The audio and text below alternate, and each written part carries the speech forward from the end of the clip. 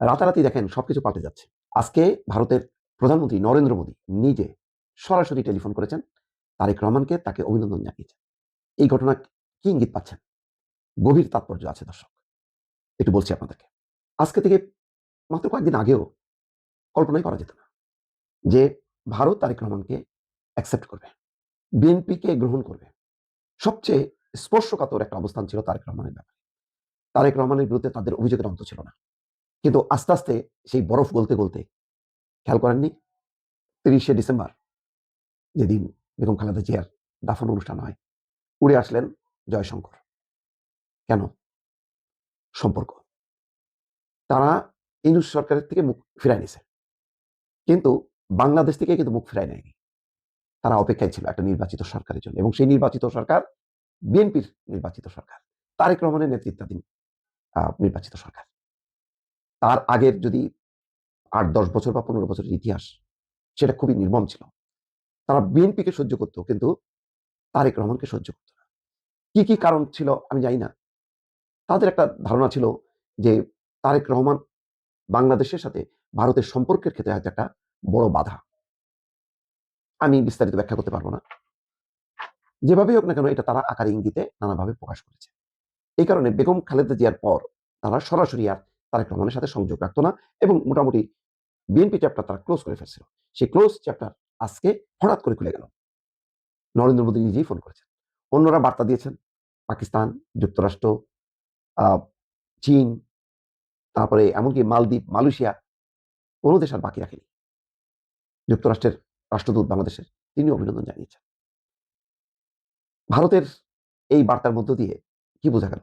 আমি জানি সমালোচকরা বলবেন, ওই যে আমরা বলেছিলাম যে তিনি ভারতের সাথে চুক্তি করে বাংলাদেশে এসেছেন, তারই প্রতিফলন। আসলে কি তাই? মোটেও না।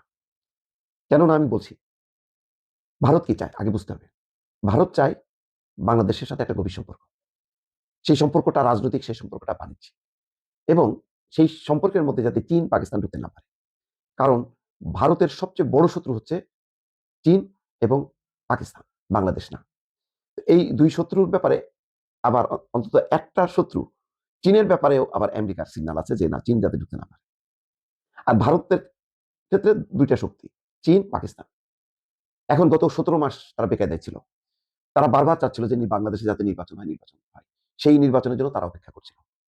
তারা মনে করে যে নির্বাচিত সরকারের সঙ্গে তারা তাদের যে সম্পাদিত চুক্তিগুলি, সেটি স্বাভাবিক থাকবে, বাণিজ্যিক সম্পর্কটা স্বাভাবিক থাকবে। অন্তত সেভেন সিস্টার্স নিয়ে তাদের আর উদ্বেগ উৎকণ্ঠা পাওয়াতে হবে না। তার মানে আবার এটা বুঝেন না যে মানে আওয়ামী লীগের জায়গায় বিএনপিকে প্রতিস্থাপন করতেছে, তা না। এটা হচ্ছে তাদের কাছে একটা মন্দের ভালো। এখন যে সম্পর্কটা হবে মানে বিএনপির সঙ্গে, বিএনপিও দাসখত দেয়নি। বিএনপি কি চায়? বিএনপি চায় ওই এই ১৭ মাসের ইউনূস সরকারের মতন আবার হঠকারিতাও চায় না। হুটহাট করে ভারত সম্পর্কে কোনো কমেন্ট করতে চায় না।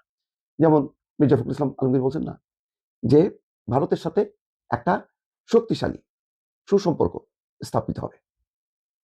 অর্থাৎ সমান মর্যাদার ভিত্তিতে আত্মসম্মান রক্ষা করে ভারতের সাথে একটা সম্পর্ক স্থাপিত হবে বিএনপির সঙ্গে। এটা নিশ্চিত।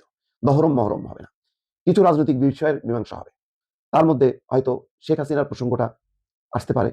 শেখ হাসিনা নিশ্চয়ই আগের মতো ইউনূস সরকারের বিরুদ্ধে যেভাবে হুঙ্কার দিতেন দিল্লিতে বসে, ধারণা করা যায় যে সেই হুঙ্কারটা শেখ হাসিনা আর তারেক রহমানের নেতৃত্বে বিএনপি সরকারের বিরুদ্ধে দেবেন না। বরং এখন একটা নেগোসিয়েশনের পালা, এবং এই নেগোসিয়েশন বিএনপির জন্য প্রয়োজন। সেটা কি? সেটা হচ্ছে বিএনপির বিএনপি যেটা চাইবে, আওয়ামী লীগ যেন গণতান্ত্রিকভাবে বাংলাদেশে রাজনীতি করে।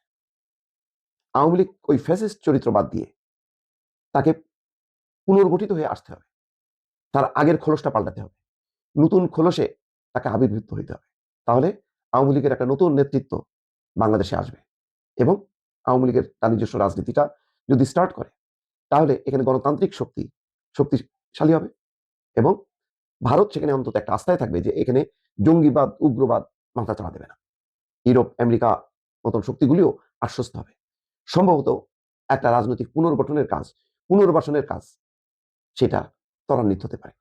এগুলো আমার অনুমান। এর মধ্য দিয়েই ভারতের সাথে যে একটা তিক্ততা, ভারতের সাথে যে একটা দূরত্ব, সেটা বন্ধ হবে। অন্যদিকে রাজনৈতিকভাবে বিএনপি লাভবান হবে কিভাবে? এখন এই অবস্থায় যে পজিশনে তারা সংসদে গেল, এই পজিশনকে কিন্তু তারা নার্সিং করতে চাইবে জামাত এবং তার সহযোগী এনসিপি। তারা শক্তি বৃদ্ধি করে তারা বিএনপিকে কলাপস করার চেষ্টা করবে। এই ক্ষেত্রে আওয়ামী লীগ যদি ইন করে তাহলে সেই পরিস্থিতিটা বন্ধ করা যাবে। অনেক হিসাব নিকাশ আছে, আস্তে আস্তে বলবো দর্শক।